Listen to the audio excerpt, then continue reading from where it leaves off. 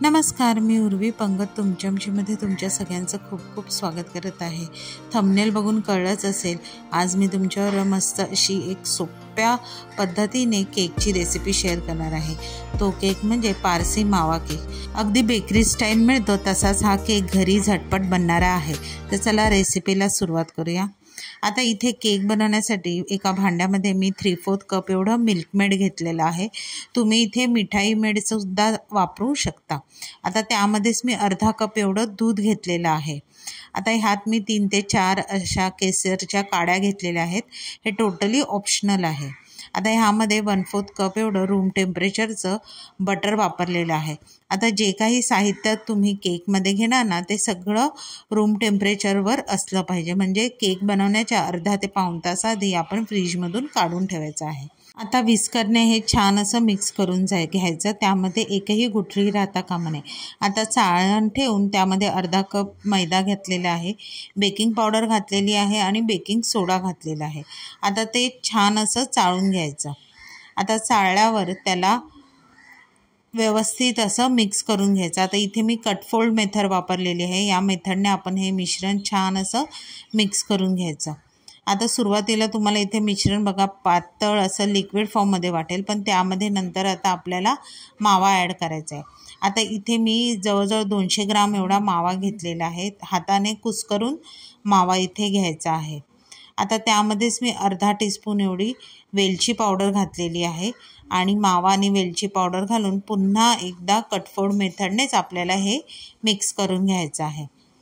आता छान असं सगळं मिश्रण मिक्स झालं की इथे मी एक टीन घेतलेला आहे। ह्या टीनला मी बटरने ऑलरेडी ग्रीस केलेलं आहे। आता ह्यामध्ये हे मिश्रण जे आहे ते व्यवस्थित ओतून घ्यायचं आहे आणि एकसारखं त्याची लेवल करून घ्यायची आहे। आता हे जे मावा केकचं मिश्रण जे आहे ते ह्याच पद्धतीचं ह्याच कन्सिस्टन्सीचं असलं पाहिजे, म्हणजे हे लिक्विड फॉर्ममध्ये असता कामा नये। जर का तुम्ही हे घट्ट ठेवलं मिश्रण तर केक फुगल्यावर आणि केक थंड झाल्यावर सुद्धा केक कुठूनही तुम्हाला बसलेलं दिसणार नाही।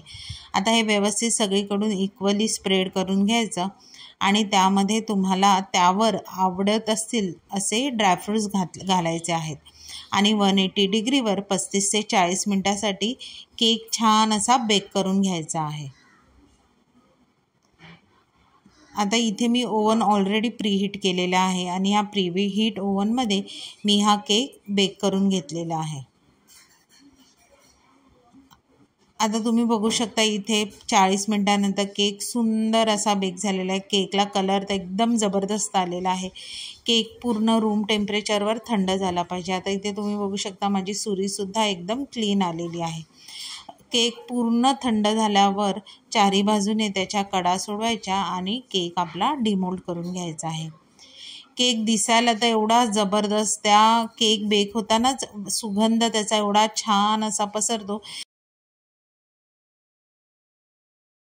केक असा छान बघा सगळ्या बाजूने सोनेरी रंगाचा झालेला आहे, सुंदर असा भाजलेला आहे। हा केक थंड करायचा आणि मस्त मस्त गरम गरम चहाबरोबर हा केक नक्की ट्राय करायचा। अगदी लहान मुलांपासून ते मोठ्यांपर्यंत सगळ्यांना आवडणारा केक तुम्ही नक्की घरी ट्राय करून बघा। रेसिपी आवडली तर रेसिपीला लाईक करा, शेअर करा, कमेंट करा। चॅनलवर नवीन असाल तर चॅनलला प्लीज सबस्क्राईब करा आणि अशाच नवीन व्हिडिओच्या नोटिफिकेशनसाठी बेल आयकॉनला प्रेस करायला विसरू नका। तोपर्यंत मस्त राहा।